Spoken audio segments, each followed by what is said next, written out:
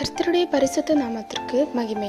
ஒருவர் பரலோகம் செல்ல ரட்சிப்பு என்ற படி ஏற வேண்டும்.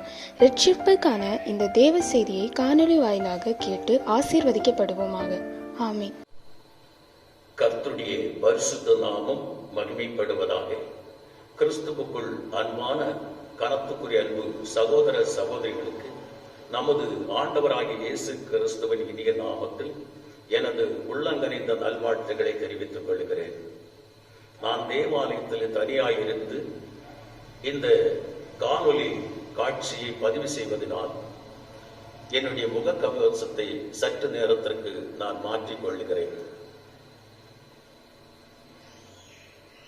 எனக்கு பிரியமான கனத்துக்குரிய சபையார் யாவருக்கும் மறுபடியும் ஒரு விஷயம் இயேசு கிறிஸ்துவின் இனிய நாமத்தில் எனது உள்ளங்கனிந்த நல்வாழ்த்துக்களை தெரிவித்துக் கொள்கிறேன்.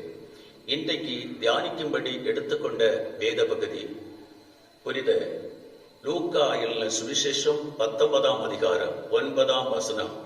இன்று இந்த வீட்டிற்கு ரட்சிப்பு வந்தது. இயேசு சொன்னார், இந்த வீட்டுக்கு இன்றைக்கு ரட்சிப்பு வந்தது. பிரியமானவர்களே, லூக்கா எழுதின சுவிசேஷம் 19ஆம் அதிகாரம் வாசிக்கும் பொழுது சகைவு என்ற ஒரு மனிதனுடைய வீடை குறித்து பார்க்கிறோம். சகைவு ஒரு கீழ்ப்படிவு இல்லாதவனாய், யாருக்கும் அடங்காதவனாய், யாரையும் மதிக்காதவனாய், மனம் போன போக்கிலே வாழ்த்து வந்தவன். அவருடைய வீடு சமாதானம் அற்ற ஒரு வீடாய், நோய் நொடிகள் நிறைந்த வீடாய், பாவ இருள் நிறைந்த வீடாய், நிம்மதியற்ற வீடாய், துக்கம் நிறைந்த வீடாய், பாடுகள் நிறைந்த வீடாய், மிகவும் வேதனையோடு காணப்பட்ட ஒரு வீடு. எங்க பார்த்தாலும் இருள் சூழ்ந்த ஒரு அனுபவம் உள்ள ஒரு வீடாய் இருந்தது. அந்த வீட்டில் இயேசு வந்த பொழுது அந்த வீடு முற்றிலும் பெரிய மாற்றத்தை கண்டது. சமாதானம் இல்லாமல் இருந்த வீட்டிற்கு சமாதானம் கிடைத்தது. இயேசு வந்த பொழுது ஒரு பெரிய வெளிச்சம் அந்த வீட்டிலே வந்தது. சந்தோஷம் வந்தது. வியாதிகளிலிருந்து விடுதலை பெற்றார்கள். பிசாசின் பிடியிலிருந்து அந்த வீட்டார் விடுதலை பெற்றார்கள். ஆறுதலற்றிருந்த வீடு ஆறுதலை பெற்றது. தேவ கிருபை இழந்திருந்த வீடு தேவனுடைய கிருபை பெற்றது. இயேசு வந்த பொழுது மகாபரிய மாற்றங்கள் அந்த வீட்டுக்கு வந்து ரட்சிப்பை பெற்றது. இந்த ரட்சிப்பு எப்படி இந்த சகைவுடைய வாழ்க்கையிலே கிடைத்தது என்பதை குறித்து, சகைவு எப்படி இந்த ரட்சிப்பை அனுபவித்தான் என்பதை குறித்து சற்று சபையாருக்கு முன்பாக கர்த்தருடைய வசனங்களோடு கூட தியானிக்க விரும்புகிறேன். இயேசு வருகிறார் என்பதை அறிந்ததும் இயேசுவை பார்க்க வேண்டும் என்று அவன் வகை தேடுகிறார். பரிசுத்த வேதாகமம் லூக்கா 19:3 சொல்லுகிறது, இயேசுவை பார்க்க அவன் வகை தேடினான் என்று. அர்த்தம் என்ன? இயேசுவை பார்ப்பதற்கு, அவர் எப்படிப்பட்டவரோ என்று அவரை காண்பதற்கு இயேசுவை பார்க்க பலவிதமான ஆலோசனைகளையும் திட்டங்களையும் வகுத்திருக்கிறார். இயேசுவை பார்க்க வேண்டும் என்ற ஆசை, இயேசுவை பார்க்க வேண்டும் என்ற ஆவல், இயேசுவை பார்க்க வேண்டும் என்ற தாகம் அவனுக்குள் நிரம்பி இருந்தது. இயேசுவை பார்க்க போகும் பொழுது அநேக எதிர்ப்புகள் தன்னுடைய வீட்டிலே தன்னுடைய சகோதரர்கள் எதிர்த்தார்கள், தன்னுடைய தாய் தகப்பன் எதிர்த்தார்கள், தன்னுடைய சொந்த பந்தங்கள் எல்லாம் எதிர்த்தது, தன்னுடைய தேசத்திலே அக்கம் பக்கத்தில் இருந்தவர்கள் எல்லாம் எதிர்த்தார்கள், தீவிரவாத இயக்கத்தார் எல்லாம் எதிர்த்தார்கள். இயேசுவை பார்க்க முடியாதபடி பெரிய தடைகளும் பிரச்சனைகளும் போராட்டங்களும் சோதனைகளும் நிரம்பி இருந்தபடினால் இயேசுவை பார்க்க போனவன் ஒரு பெரிய காட்டத்தி மரத்தை கண்டு அந்த மரத்தில் ஏறி இலைகளுக்குள்ளே மறைந்து ஒழித்து கொண்டிருக்கிறான். இயேசுவை பார்க்க வேண்டும் என்று சொல்லி. ஆமென். இயேசு அந்த இடத்தில் வந்து, சகைவே நீ இறங்கி வா என்று அன்போடு அழைக்கிறார். பிரியமானவர்களே, வேதம் சொல்லுகிறது, நீதிமொழிகள் 8:17, அதிகாலமே தேடுகிறவன் என்னை கண்டடைகிறான். என்னை சிநேகிக்கிறவர்களை நானும் சிநேகிக்கிறேன், என்னை தேடுகிறவர்கள் என்னை கண்டடைகிறார்கள் என்று ஆண்டவர் சொல்லுகிறார். மத்தேயுவின் சுவிசேஷம் 7ஆம் அதிகாரம் 8ஆம் வசனம், லூக்கா 11:10 போன்ற வசனங்களிலே வாசிக்கும் பொழுது, தேடுகிற எவனும் கண்டடைகிறான். என் ஆண்டவரை தேடி காட்டுத்தீ மரத்திலே உட்கார்ந்ததும் இயேசு அந்த வழியே வருகிறார். இயேசு வந்தது யார் இயேசு இடத்தில் சொல்லிக் கொடுக்கவில்லை. இயேசுவுக்கு யாரும் சொல்ல வேண்டிய அவசியமும் இல்லை. மனிதனுடைய உள்ளம் திரியங்களை அவர் அறிகிறவர். மனிதனை எந்த இடத்தில் மனிதன் இருந்தாலும், என்னதான் செய்தாலும், எவ்வளவுதான் இருட்டறையில் இருந்தாலும், மனிதனுடைய ஒவ்வொரு அசைவுகளையும் ஒவ்வொரு செயல்பாடுகளையும் இயேசுவுக்கு நன்கு தெரியும். அந்த இடத்தில் வந்து சகைவை பார்த்து, சகைவே, நீ சீக்கிரமா இறங்கி வா, நான் உன் வீட்டிலே தங்க வேண்டும் என்று அன்போடு அழைக்கிறார். சகைவு இரண்டாவது காரியம், இந்த சத்தத்தை கேட்ட உடனே சகைவு சந்தோஷத்தோடு இறங்கி வருகிறார். லூக்கா 19:5-6 வசனங்களை வாசிக்கும் பொழுது அவன் சந்தோஷத்தோடு சீக்கிரமா இறங்கி வந்திருக்கிறான். அர்த்தம் என்ன? அவன் இறங்கி வந்தான் என்று, காட்டுத்தீ மரத்தில் இருந்தவன் இறங்கி வந்தான் என்றால், அவனுடைய பதவி, பட்டம், ஆவணம், அவருடைய கௌரவம் எல்லாவற்றையும் விட்டுவிட்டு, நான் ஒரு பெரிய பில் கலெக்டர் பில் கலெக்டர்களுக்கெல்லாம் அல்லது வரி வசூலிப்பவர்களுக்கெல்லாம் தலைவன் என்ற அந்த எண்ணம், அந்த கௌரவம் ஒன்றுமே இல்லாதபடி எல்லாவற்றையும் விட்டுவிட்டு தன்னை முற்றிலும் தாழ்த்தி அவனுடைய சமூகத்திலே நிற்கிறான். அவனுடைய கருத்தை அவன் பிடித்துக் கொள்ளுகிறான். வேதம் சொல்லுகிறது, 1 பேதுரு 5:5 இப்படி சொல்லுகிறது, தன்னைத்தான் தாழ்த்துகிறவன் உயர்த்தப்படுவான் என்று. நீதிமொழிகள் புஸ்தகம் சொல்லுகிறது, தாழ்மைக்கு வரும் பலன் ஐஸ்வர்யமும் மகிமையுமா. தாழ்மைக்கு வரும் பலன் ஐஸ்வர்யமும் மகிமையுமா. தன்னைத்தான் தாழ்த்துகிறவன் உயர்த்தப்படுகிறான். அன்பு சகோதரனே, சகோதரியே, நம்மை முற்றிலும் தாழ்த்தி தாழ்மையோடு கூட நாம் தெய்வத்தை தேடணும், தெய்வத்தை நாம் ஆராதிக்கணும். மூன்றாவதாக, இந்த சகைவு செய்தது என்ன? அவன் இயேசுடைய கரத்தை பிடித்துக் கொள்ளுகிறான். இயேசுவோடு கூட அவரை அழைத்துக் கொண்டு இயேசுவை கூட்டிக் கொண்டு தன்னுடைய வீட்டுக்கு வருகிறான். அர்த்தம் என்ன? இயேசுடைய வசனங்களுக்கு கீழ்ப்படுகிற அனுபவம், இயேசு என்ன சொல்லுகிறாரோ அதை கேட்கிற அனுபவம். சர்ச்சுக்கு போனால் போதாது, காணிக்கைகள் கொடுத்தால் போதாது, இயேசு என்ன சொல்லுகிறாரோ, இயேசு என்னதான் கட்டளை கொடுக்கிறாரோ அது அப்படியே செய்கிற அனுபவம் நமக்கு தேவை. எனக்கு அன்பானவர்களே, பரிசுத்த வேதாகமம் சொல்லுகிறது, என்னுடைய கற்பனைகளை பெற்றுக்கொண்டு அதன்படி செய்கிறவனே என்னிடத்தில் அன்பாய் இருக்கிறார். யோவான் 14:23 வசனம் இப்படி சொல்லுகிறது, ஒருவன் என்னிடத்தில் அன்பாய் இருந்தால் அவன் என் வசனங்களை கைக்கொள்ளுவான். ஆமேன். அன்பாய் இருக்கிறவர்கள், இயேசுவிடத்தில் அன்பாய் இருக்கிறவர்கள், தன்னை சிருஷ்டித்த சர்வ சிருஷ்டிகரிடத்தில் அன்பாய் இருக்கிறவர்கள், அவர் என்ன சொல்லுகிறாரோ அதன்படி செய்ய வேண்டியது மிக மிக அவசியமாய் இருக்கிறது. இந்த சகைவு அவர் என்ன சொன்னாரோ அது அப்படியே அவர் செய்தான். நான்காவதாக, லூக்கா 19:8 சொல்லுகிறது, அவன் நின்றான் என்று. ஆண்டவருக்கு முன்பாக அவன் நின்றான் என்று அர்த்தம் என்ன?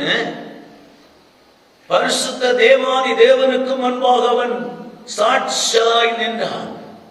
எத்தனையோ துன்பங்கள், எத்தனையோ வேதனைகள், எத்தனையோ சோதனைகள், எத்தனையோ கஷ்டங்கள் வந்தும் ஒன்றும் பொருட்படுத்தாதபடி சகலவற்றையும் தாங்கிக் கொண்டு தேவ சமூகத்திலே அவன் சாட்சியாய் நின்றான். என்னை கேட்கிற அன்பு சகோதரர்களே, சகோதரிகளே, விசுவாச தேவ பிள்ளைகளே, எப்பேற்பட்ட சோதனை, வேதனை, கஷ்டங்கள் நமக்கு வந்தாலும் தளர்ந்து போகாதபடி யாவற்றையும் சகித்துக் கொண்டு தேவ சமூகத்திலே சாட்சியாய் நிற்கிற அனுபவம் நமக்கு தேவை. அடுத்ததாக இந்த சகைவு செய்தது என்ன? இயேசு வீட்டில் வந்து தேவ ராஜ்யத்தை குறித்து, பரலோகத்தை குறித்து, நீதியை குறித்து, நியாய தீர்ப்பை குறித்து, நரகத்தை குறித்து அவர் பிரசங்கம் பண்ணி கொண்டிருந்தார். பிரசங்கத்தை கேட்ட, சிருஷ்டிகருடைய வசனங்களை கேட்ட சகைவு தான் ஒரு பாவி என்பதை உணர்ந்து, தான் ஒரு பாவி என்பதை அறிந்து, தன்னுடைய பாவங்களை ஒன்றொன்றாய் சொல்லி அறிக்கையிட்டு விட்டுவிட்டு, ஒவ்வொன்றாய் சொல்லி அறிக்கையிட்டு விட்டுவிட்டு ஆண்டு சமூகத்திலே பாவ மன்னிப்பின் நிச்சயத்தை பெற்றுக் கொள்ளுகிறார். தேவடிப்பிள்ளை, பாவ மன்னிப்பின் நிச்சயத்தை பெறுகிற அனுபவம் தான் ரட்சிப்பு என்கிறது. அப்படிதான் கர்த்தர் சொன்ன அந்த வீட்டுக்கு இன்றைக்கு ரட்சிப்பு வந்தது என்று. இயேசுவோடு நடந்தான், இயேசுவை பார்த்தான், இயேசுவோடு பேசினான், இயேசுவோடு தங்கினான், இதெல்லாம் நடந்துச்சு. எப்போ இயேசுடைய வார்த்தையை கேட்டு தான் ஒரு பாவி என்பதை உணர்ந்து பாவத்தை அறிக்கையிட்டு விட்டு பாவ மன்னிப்பின் நிச்சயத்தை பெற்றாரோ, அப்பொழுது இயேசு சொன்னார், இந்த வீட்டுக்கு ரட்சிப்பு வந்தது. ஆம், பாவம் கொடியது, பாவத்தின் சம்பளம் மரணம், பாவம் செய்யும் ஆத்தும சாகும். பிரியமானவர்களே, பாவம் சாபத்தை பிறப்பிக்கிறது.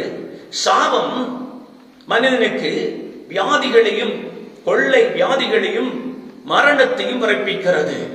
கடைசியாக இந்த பாவம் மரணத்தை பிறப்பித்து நரகத்துக்குள், அக்னியும் கந்தவும் எரிகிற எரி நரகத்துக்குள் நம்மை கொண்டு போய் விடுகிறது. இந்த பாவமும் சாபமும் நம்மிலிருந்து மன்னிக்கப்பட வேண்டும். பாவம் 2 வகை உண்டு.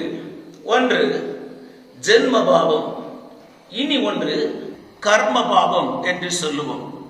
எல்லா மதங்களில் அதை சொல்லுவார்கள். ஜென்ம பாவம், கர்ம பாவம் உண்டு என்று எல்லாரும் அதை ஒத்துக்கொள்ளுகிறார்கள். இந்த ஜென்ம பாவம் எப்படி உருவாகிறது? நம்முடைய முற்பிதாக்கள் நிமித்தம் உண்டான பாவம். அதாவது ஆதியிலே சிருஷ்டிக்கப்பட்ட ஆதாம் ஏவாள் ஏதேன் தோட்டத்திலே கீழ்ப்படியாமல் போன நிமித்தமாய், ஆணுடைய வசனத்திற்கு கீழ்ப்படியாமல் போன நிமித்தமாய், ஆணுடைய சித்தம் செய்யாமல் ஆணுடைய சித்தத்தை தவறவிட்டதின் நிமித்தமாக உண்டான பாவம். உலகத்தில் இருக்கிற அத்தனை பாவங்களிலும் மகா பெரிய கொடூரமான பாவம் கீழ்ப்படியாமை தான். சர்வ சிருஷ்டிகருக்கு கீழ்ப்படியாமல் போனது. இந்த பாவம் தொடர்ந்து தலைமுறையாக இரத்த சம்பந்த பாவமாக அப்படியே தொடர்ந்து வந்து கொண்டிருந்தது. இதனால் நம்முடைய முற்பிதாக்கள் பாவம் செய்தவர்களானார்கள். அடுத்தவருடைய உரிமைகளை அவர்கள் பறித்திருக்கலாம், அடுத்தவருடைய சொத்துக்களை, அடுத்தவர்களுக்கு சொந்தமானவைகளை வஞ்சித்திருக்கலாம். என்ன, நிலத்தின் எல்லை கல்கள் வரைக்கும் பிடிங்கி இருக்கலாம். அடுத்தவர்களுக்கு வர வேண்டிய நன்மைகளை தடுத்திருக்கலாம், அடுத்தவர்களின் நன்மைகளை கெடுத்திருக்கலாம். எப்படியும் இன்னொருத்தவரை மனஸ்தாபப்படுத்தி வேதனைப்படுத்துகிறது பாவம். இந்த பாவம் வேதம் சொல்லுகிறது 4ஆம் தலைமுறை வரைக்கும் தேவன் விசாரிக்கிறவர் என்று சொல்லி. இப்படியாக முற்பிதாக்களின் பாவங்கள் மூட்டை மூட்டையாய் சாபங்களாய் மாறுகிறது. முற்பிதாக்கள் செய்த பாவங்கள் நம்முடைய வாழ்க்கையில் அது சாபமாய் பின்தொடர்ந்து வந்து கொண்டிருக்கிறது. அந்த பாவ ரத்தத்திலே நம்ம உருவாக்குறோம். இதைத்தான் தாவீது ஆண்டுடைய சமூகத்திலே சங்கீதம் 51ஆம் சங்கீதம் 5ஆம் வசனத்திலே அவர் எப்படி சொல்லுகிறார்? நான் துர்க்குணத்திலே உருவானேன், என் தாய் என்னை பாவத்தில் கற்பந்தரித்தாள் என்று சொல்லி புலம்பி அழுது செபிக்கிறதை பார்க்கிறோம். ஆண்டவரே, என்னுடைய பாவத்தை பாராதபடி என்னுடைய அக்கிரமத்தை நீக்கிறோம் என்று சொல்லி, ஆண்டவரே என்னை ஈசோப்பினால் கழுவும், அப்பொழுது நான் பெண்மையாகுவேன் என்று சொல்லி அழுது செபிக்கிறான். ஆண்டு சமூகத்தில் கண்ணீரோடு கூட அவன் செபிக்கிறான். எனக்கு அன்பார்களே, பாவம் கொடியது. இப்படியாக அந்த இரத்த சம்பந்தப்பட்ட பாவங்கள் நமக்கு சாபங்களாய் மாறி மூட்டை மூட்டையாக தேங்கி கிடக்கிறது. இந்த பாவ ரத்தத்தில் நாம் பிறக்கிறோம். இதுதான் ஜென்ம பாவம், பிறக்கிற பாவம். இரண்டாவது, பிறந்த பிறகு நம் கையின் கிரிகளினால், நம்முடைய செயல்பாடுகளினால், நம்முடைய சிந்தையினால் செய்கிற பாவங்கள் கர்ம பாவம். மகா பெரிய ராஜாவாகிய தாவீது தனது சங்கீத புஸ்தகத்திலே 51ஆம் அதிகாரத்தில் 3ஆம் வசனத்திலே, என் மீறுதல்கள் நான் அறிந்திருக்கிறேன், என் பாவம் எப்பொழுதும் எனக்கு முன்பாக நிற்கிறது என்று சொல்லி தன்னுடைய கையின் கிரியில் உண்டான பாவங்களை குறித்து ஆளுடைய சமூகத்திலே மனஸ்தாபத்தோடு அழுது செபிக்கிறார். ஆம் தேவனுடைய பிள்ளைகளே, கையின் கிரிகளினால், நம்முடைய செயல்களினால், நம்முடைய சிந்தைகளினால் உண்டாகிற பாவம் தான் கர்ம பாவம். இன்றைக்கு நம்முடைய தேவாதி தேவனுக்கு நாம் கீழ்ப்படியாதபடி, அவருடைய கட்டளைகளுக்கு இணங்காதபடி, நம்முடைய தாய் தகப்பனுடைய வார்த்தைகளுக்கு கீழ்ப்படியாதபடி, நம்முடைய உபதேசம் பண்ணுகிற நம்முடைய டீச்சர்ஸுக்கு கீழ்ப்படியாதபடி மனம் போன போக்கிலே நடந்து கொள்வது பாவம். நம்முடைய தாய் தகப்பனுக்கு செலுத்த வேண்டிய அன்பு, பாசம், அவர்களுக்கு செய்ய வேண்டிய கடமைகளையும் கடன்களையும் கனத்தோடு செய்யாமல் விட்டது பாவம். அவர்களை ஆதரிக்காமல் விட்டது பாவம். வீட்டிலே நமக்கு அருமையான மனைவியோடு, பிள்ளைகளோடு தொலைக்காட்சி வழியாக, தொலைபேசி வழியாக நாம் பேசி கொஞ்சிக் கொண்டிருப்போம். பக்கத்தில் தாய் தகப்பன் இருந்தால் அவர்களோடு பேசுவதில்லை. அவர்கள் நம்முடைய மனைவி பிள்ளைகள் எல்லாம் பேசிக் கொண்டிருப்பதும், நம்மோடு பார்த்து கொஞ்சிக் கொண்டிருப்பதும், அவர்கள் பார்க்கும் பொழுது அவர்களுக்கு என்ன தோன்றும்? என் பிள்ளை என்னோடு ஒரு வார்த்தை பேச மாட்டானா? என் மருமகள் என்னோடு ஒரு வார்த்தை பேச மாட்டாளா என்று அவருடைய உள்ளம் ஏங்குமே. அந்த ஏங்குதல், அந்த மனஸ்தாபம் தான் ஒரு பெரிய பாவமாகவே அது மாறிக்கொண்டே இருக்கும். அடுத்தவங்களுடைய உரிமைகளை பறிப்பது, அடுத்தவங்களுடைய சொந்தங்களை நாம் இச்சிப்பது, இதெல்லாமே பாவம். அடுத்துடைய சொத்துக்களை பறித்தெடுப்பது, எல்லைக்கல் பிடுங்குவது பாவம், குற்றம். இவைகள் எல்லாம் அப்படியே அந்த பாவங்கள் நம்மை சுற்றி நின்று கொண்டே இருக்கும். எனக்கு அன்பான சகோதரி சகோதரி, உன் தாயின் தகப்பனையும் நீ கனப்படுத்தி அவர்களுக்கு செய்ய வேண்டிய மரியாதை அவர்களுக்கு கொடுத்து, அவர்களுக்கு கொடுக்க வேண்டிய கனத்தை கொடுத்து, பராமரிக்க வேண்டிய பொறுப்பு, உத்தரவாதம் ஒவ்வொரு சகோதரனுக்கும் ஒவ்வொரு சகோதரிகளுக்கும் உண்டு. உன் மாமா மாமிக்கு கொடுக்க வேண்டிய மரியாதை நீ கொடுத்துதான் ஆகணும். அவர்களை கவனிக்க வேண்டிய முறைப்படி நீ கவனித்துதான் ஆகணும். தவறினால் அது பாவம், அது தவறினால் பாவம். அன்பான தகப்பனே, தாயே, உன்னுடைய சொந்த பிள்ளை என்று பாராதபடி அவனுக்கு கொடுக்க வேண்டிய உரிமைகளை கொடுக்காமல் அவனுடைய சொந்த வீட்டிலிருந்து சாபம் போட்டு அவன் தூர தேசத்திற்கு துரத்தி விட்டாயே, பாவம். சொந்த மருமகளை நீ துரத்தி விட்டாயே, பாவம். அவர்களை ஒதுக்கி வைத்தாயே, பாவம். அடுத்தவங்களுடைய உரிமைகளை பறித்தாயே, பாவம். அவர்களுக்கு வர வேண்டிய நன்மைகளை கெடுத்தாயே, பாவம். அவங்களுடைய சுதந்திரத்திலே நீ தலையிட்டது பாவம். எனக்கு அன்பான பெரியோர்களே, பெற்றோர்களே, அன்பு சகோதரங்களே, இந்த பாவங்கள் நமக்கு மன்னிக்கப்பட வேண்டும். இந்த சாபங்கள் நம்மை விட்டு அகன்று போக வேண்டும். தாவீதை பாருங்கள், மறுபடி அவன் தேவ சமூகத்திலே செபிக்கிறார். ஆண்டவரே, நான் கையின் கிரிகளினால் பாவம் செய்யாதபடிக்கு, நம்மை என்னுடைய சிந்தைகளினால் நான் பாவம் செய்யாதபடிக்கு சங்கீதம் 51:10 முதல், தேவனே சுத்த இருதயத்தை என்னில் சிருஷ்டியும், நிலவரமான ஆவியே என்னில் புதுப்பியும், உமது சமூகத்தை விட்டு தள்ளாமலும் உமது பரிசுத்த ஆவியை என்னிடத்தில் எடுத்துக்கொள்ளாமலும் இரும் என்று சொல்லி ஆண்டுடைய சமூகத்தில் கண்ணீரோடு கதறி அழுது ஜெபித்து தன்னுடைய பாவங்களை அறிக்கட்டு விட்டு அவன் மனம் திரும்புகிறதை பார்க்கிறோம். நாம் தெரிந்தும் தெரியாமலும் நம்முடைய சிந்தை கொண்டோ நம்முடைய கையினாலோ செய்கிற பாவங்கள் இவைகள் நம்மை தொடர்ந்து வந்து நம்மை நரகத்துக்கு நேராக தள்ளிவிடும். அது வியாதிக்கு நேராக அழைத்து சென்றுவிடும், மரணத்துக்கு நேராய் கொண்டு போய்விடும். அக்னியும் கந்தமும் எரிகிற எரி கடலுக்குள்ளாக கொண்டு போய் விட்டுவிடும். ஆகவே இந்த ஜென்மபாவமும் கர்மபாவத்திலிருந்து நம்ம மீட்பும் விடுதலையும் ரட்சிப்பும் பெற வேண்டியது அவசியம். இந்த மீட்பும் ரட்சிப்பும் விடுதலை பெறுவதற்காக ஆண்டவரை நாம் அண்டிக் கொள்ள வேண்டியது மிக மிக அவசியம். எனக்கு அன்பானவர்களே, மனிதனுடைய பாவம் பலகி பெருகி அவன் அக்னியும் கந்தமும் வருகிற எரி கடலுக்குள் சென்று கொண்டிருக்கும் நேரங்களிலே மனுஷனுடைய பாவத்திலிருந்தும் சாபத்திலிருந்தும் மீண்டெடுக்க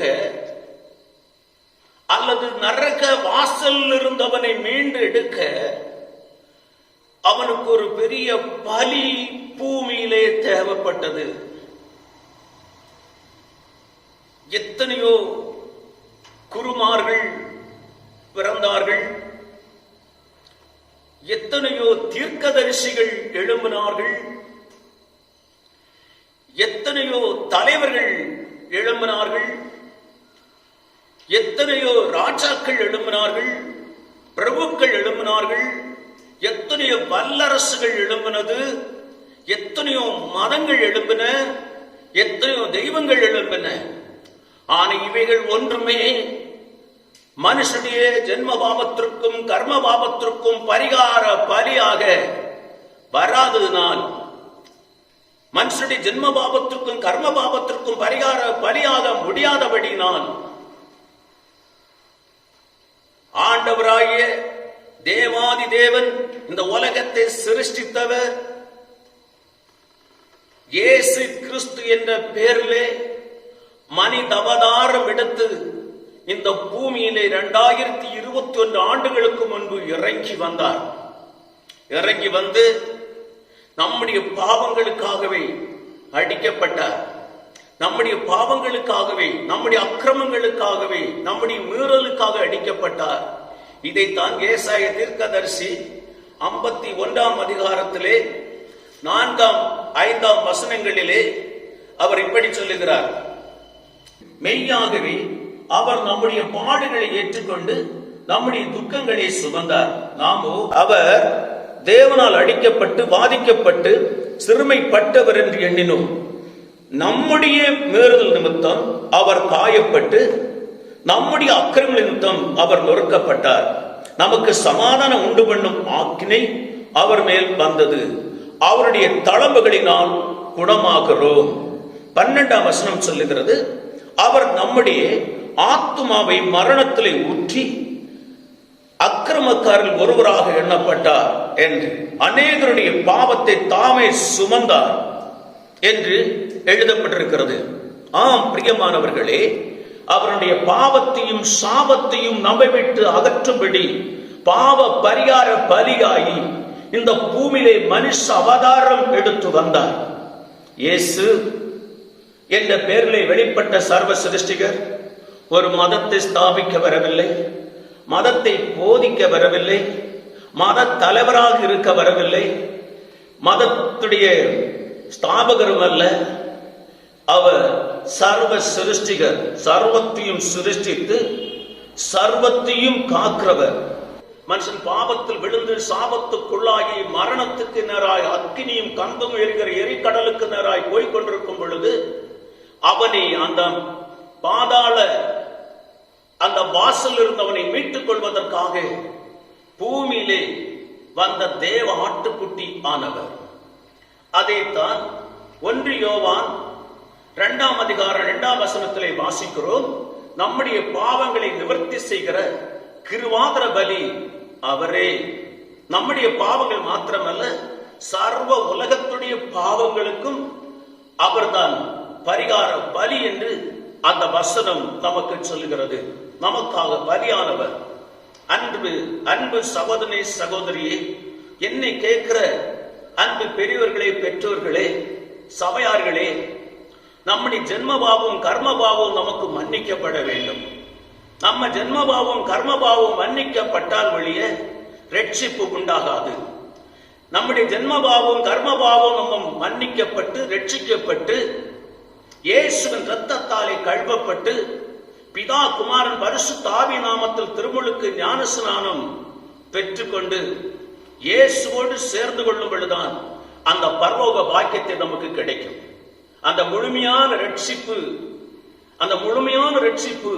பாவம் சாபம் அத்தனிலிருந்தும் விடுவிக்கப்பட்டு ரட்சிப்பு பெற்று பாவ மன்னிப்பின் நிச்சயத்தை பெற்று ஞானஸ்நானம் பெற்று பரிசுத்த ஆவி அபிஷேகத்தோடு கூட ஒரு திருச்சபையிலே, ஒரு மகிமையான ஆவிக்கு ஒரு திருச்சபையிலே நாம் நின்று ஆராதிக்கும் பொழுதுதான் அந்த ஆராதனை மார்க் 13:11 படி கடைசி வரைக்கும் நிலநிற்கும் பொழுதுதான் அந்த முழுமையான ரட்சிப்பை நாம் அடைய முடியும், பரலோகம் சென்றடைய முடியும்.